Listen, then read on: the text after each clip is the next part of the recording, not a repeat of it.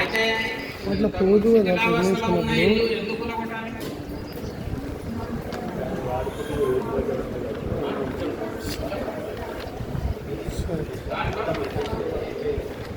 శిథిలావస్థలో ఉన్న ఇళ్లను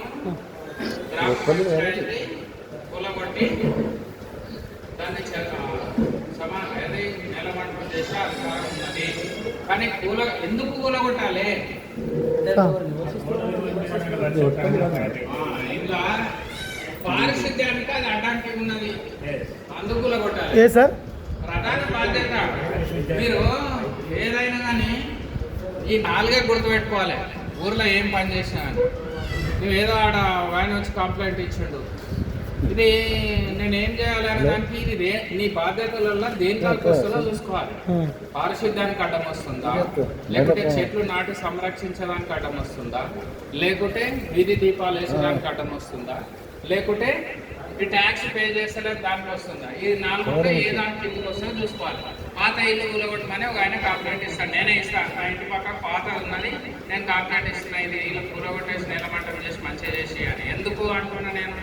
ఇక వాళ్ళ దొమ్మలు ఉన్నాయి, పాములు ఉన్నాయి, తర్వాత రోజు వచ్చి అక్కడనే మల విసర్జన చేస్తుండ్రు, ఇంకేమో చేస్తుండ్రు. కాబట్టి నా ఆరోగ్య హాని జరుగుతున్నది. కాబట్టి నీకు ఏం ప్రయోజనం ఉన్నది? పారిశుద్ధ్య నిర్వహణ అనేది ప్రధాన బాధ్యత ఉన్నది గ్రామ పంచాయతీ. కాబట్టి ఏం చేస్తాం, దానికి కూలగొట్టడానికి అధికారం ఇచ్చింది చట్టం. అందుకే అప్పుడు ఏం చేస్తాము, ఆ యజమాని ఎవరున్నారో, బాబు ఇది ఇట్లా పక్క ఉన్నటువంటి వాళ్ళకు ఆరోగ్యానికి హాని కలుగుతున్నది, కాబట్టి నీ ఇల్లు నువ్వే మొత్తం కూలగొట్టుకొని చదును చేసి నీట్గా ఉంచు అంటే నోటీస్ నోటీస్ ఇవ్వాలా సార్? దానికి కూడా నోటీస్ ఇవ్వాలి. ఏదైనా నువ్వు ఏది కూడా నోట్తో చెప్పొద్దు, నోటీస్తోనే చెప్పాలి. అర్థమైందా? నోటీస్ ఇవ్వాలి, రెస్పాండ్ కాలేదు, ఇంకోటి ఇవ్వాలి, ఇంకోటి ఇవ్వాలి, గ్రామ సభ పెట్టాలి, తీర్మానం చేయాలి, మొత్తం కూలదొబ్బాలి. మళ్ళీ తర్వాత ఇంకో నోటీస్ కూడా ఇవ్వాలి. అరే బాబు నువ్వు శక్తి లేవు, కూలగొట్టుకోమంటే నీ ఖర్చు నీ ఇష్టం చేసుకోమంటే చేసుకోలేవు, మేమే దాన్ని కూలగొట్టాము, ఇంత ఖర్చు అయితే పైసలు కట్టు, పైసలు కట్టు అని చెప్పి నోటీస్ ఇస్తాం. తీర్మానం చేయాలా సార్ దీనికి? కట్టలేడానికి సార్ సార్ అదే చెప్తున్నామా సార్, దీనికి తీర్మానం చేసి గ్రామ సభలో ఇచ్చేయాలనా? గ్రామ సభ తీర్మానం చేయాలి, కూలగొట్టాలి. కూలగొట్టినాక ఎంత ఖర్చు అయిందో ఆ డబ్బులు చెల్లించాలి. నోటీస్ ఇవ్వాలి. నా ప్లేస్ నా ఇష్టం, నీ ఇష్టం అంటే ఏ ప్లేస్ కేసు పెట్టి ఒకలేస్తామని చెప్పాలి. నువ్వు మెత్తగా ఉంటే అర్థమైందా? ఇది ప్రైమరీ డ్యూటీ, దీనికి ఏమి బాధపడాల్సిన అనుకోలేదు. అప్పుడు అందుకే పల్లె ప్రగతి లేదు. ప్రతి ఊర్లో 20, 30, 40, 50 ఇంటి పాత కూలగొట్టేసారు. అట్లా వాళ్ళ దగ్గర మళ్ళీ వసూలు చేసుకుంటాం. మనం ఏం చేస్తున్నామా? మంచి పని చేస్తున్నాం, ఆయనకు సాఫ్ చేసి ఇస్తున్నాము. మనమేమో ఆయన జాబ్ గుంజుకుంటున్నామా? సెకండ్ కూడా గుంజుకుంటామని చెప్పాలి. అర్థమైందా?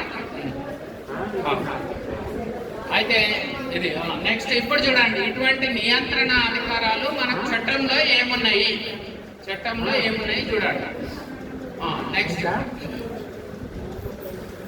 First common violations in rural community. దేనికి మన పారిశుద్ధ్యంలో తీసుకుంటే ఏమేమి ఉల్లంఘనలు వస్తాయి? First water source contamination. ఏం చేస్తారు? నీటి సరఫరాకు సంబంధించి మంచినీళ్ళు సరఫరా చేయాలి. మనం ఎట్లా చేస్తాము? ట్యాంకుల ద్వారా చేస్తాం. అక్కడ ఏం చేస్తారు మన వాళ్ళు? ఇగో misusing drinking water sources through improper activities threatens community health and safety. ఇది తెలుగు లేదా?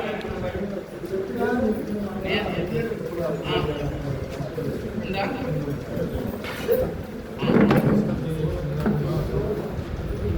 చెరువు ఉంది, చెరువులోంచి మనము ఊరికి నీళ్ళు తాగుతున్నాం, ఊరికి నీళ్ళు తాగుతున్నాం.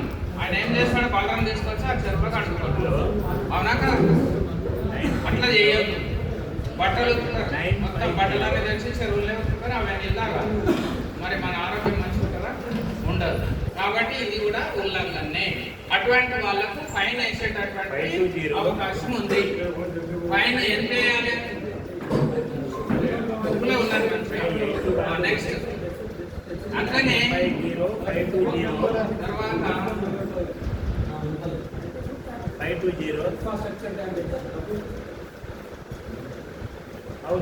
520 ఉన్నదా?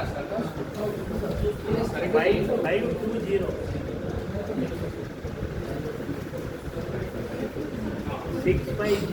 అయితే వాటర్ దాపే దాంట్లో నీటి ట్యాంకులు ఉంటాయి. వాడు ఏం చేస్తారు, కింద పశువులను కట్టేస్తారు, నీళ్ళు వస్తాయి. వాటర్ లో కలిసినట్టున్నది అనుకో, లేదా పైప్ లైన్ కట్ చేస్తారు. కట్ చేస్తే ఏమైతుంది, మురికి నీరు అలా పోతుంది, తాగే నీళ్ళు పరిశుద్ధమవుతుంది.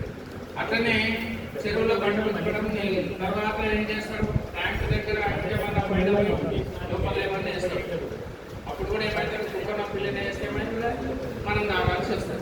సో ఇటువంటి పౌర ఉల్లంఘనలు జరిగితే వాళ్ళ మీద కేసు పెట్టడానికి అధికారం ఉంది. ఫైన్ వేసి వాళ్ళ దగ్గర డబ్బులు వసూలు చేయడానికి అధికారం చట్టం కల్పిస్తుంది. అట్లనే రోడ్ ఉంది, డ్రైన్ ఉంది. రోడ్డు మీద ఏం చేస్తాడు, ఒక ఆయన వచ్చి గోడ కడతాడు, నా ఇంటి పక్కనే ఉన్నదని చెప్పి గోడ కడతాడు. దాన్ని ఇమ్మీడియట్ గా ఆపేసి, నోటీస్ ఇచ్చి ఆపేసి దాన్ని తొలగించేటటువంటి అధికారం గ్రామ పంచాయతీకి ఉంది. అట్లనే డ్రైన్ కూడా డ్యామేజ్ చేస్తే దాని మీద కూడా నోటీస్ ఇచ్చి ఆయన ఫైన్ వేయచ్చు, తర్వాత కేసు పెట్టచ్చు. నెక్స్ట్ తర్వాత నేను మొత్తం చెప్తాను, చెప్పినప్పుడు చాలా డౌట్ ఉన్నాయి, నాకే ఉన్నాయి కాబట్టి మీరు అడిగితే నేను చెప్తాను. ఇది ఏది పారిశుద్ధ్యంకి సంబంధించి రోడ్లు ఉంటాయి. మామూలుగా పారిశుద్ధ్యం అంటే ఏం చేస్తాం, రోడ్లన్నీ నీట్గా చేస్తాం, వీధులన్నింటినీ శుభ్రం చేస్తాం, డ్రైన్లన్నింటినీ నీట్గా చేస్తాం. కాబట్టి గ్రామ పంచాయతీకి సంబంధించినటువంటి డ్రైన్ కానీ, అంటే మురుగు కాలువ కానీ, రోడ్డు కానీ ఎవరు కూడా ఆక్రమించొద్దు, తర్వాత డ్యామేజ్ చేయొద్దు. అట్లా చేస్తే అది ఉల్లంఘన, చట్టం యొక్క ఉల్లంఘన. కాబట్టి ఉల్లంఘన జరిగినప్పుడు ఏం చేస్తారు, వాళ్ళ మీద కేసు పెట్టవచ్చు, క్రిమినల్ కేసు, తర్వాత ఫైన్ వసూలు చేయవచ్చు. ఇవి ఆ సెక్షన్లు, ఏ సెక్షన్లు అనేటివి మీకు ఆ బుక్లో ఉన్నాయి. తర్వాత ఇంకోటి ఏంటిది, పారిశుద్ధ్యమైంది, డ్రైన్ అయింది. అట్లనే చెట్లు ఉంటాయి, మొక్కలు మనం పెంచినవి ఎవరైనా కట్ చేసింది అనుకోండి, వాళ్ళకు కూడా ఫైన్ వేసేటటువంటి అధికారం ఉంది. ఇంతకుముందే ఏం చెప్పినాము, మొక్కలు 6 మొక్కలు పెంచుకోవాలి, పెంచుకొని వాటిని సంరక్షించాలి. చేసిన ఆయన ఆరోగ్యం చెప్పిన ఆయన అంటే హౌస్ ట్యాక్స్ ఎంత వస్తుందో దానికి 2 ఫైన్ వసూలు చేసుకునేటటువంటి అధికారం ఉంది. కాబట్టి తర్వాత ఏంటిది, ట్యాక్స్. ఇది చూడండి, క్లియర్ ఉన్నది. సాధారణ ఉల్లంఘనలు, దీని మీద మనకేం అధికారం ఉన్నది.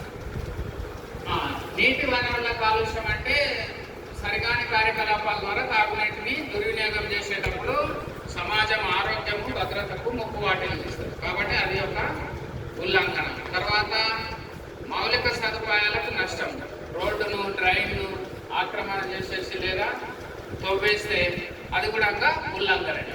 తర్వాత అట్లా కాకుండా రోడ్డు పక్కన మనం ఏం చేస్తాం, లైసెన్స్ ఇచ్చినామని వాడు డబ్బా పర్మిషన్ ఇస్తే సగం రోడ్డుకు డబ్బా వేసినాం, అది కూడా ఆక్రమణ. కాబట్టి లైసెన్స్ ఇచ్చినప్పుడే మనం అందులో నిబంధన రాస్తాం, రోడ్డు మీదకి రాకూడదు, ఎంతవరకు అయితే నీకు డబ్బా వేసుకోవాలో అది చూపెట్టి ఆయనకు లైసెన్స్ ఇస్తాం. అట్లా ఉల్లంఘన. తర్వాత చెత్తను తీసుకుపోయి ఏం చేస్తాడు, రోడ్డు మీద వేసేస్తాడు. మనమేమో రోజు ట్రాక్టర్లో తీసుకుపోయి ఎన్నో దాన్ని ఎరువుగా మారిస్తే ఆయన వేస్తే రోడ్డు మీద వేస్తాడు, లేదా మోరీలు వేస్తాడు. ఇటువంటివన్నీ ఏమైతాయి, ప్రజా ఆరోగ్యానికి భంగం కలిగిస్తాయి. అవునా కదా? నెక్స్ట్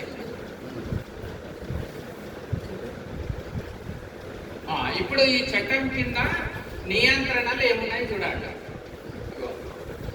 క్రమబద్ధమైన క్రమశిక్షణ కలిగిన సమాజాన్ని నిర్ధారించాలి.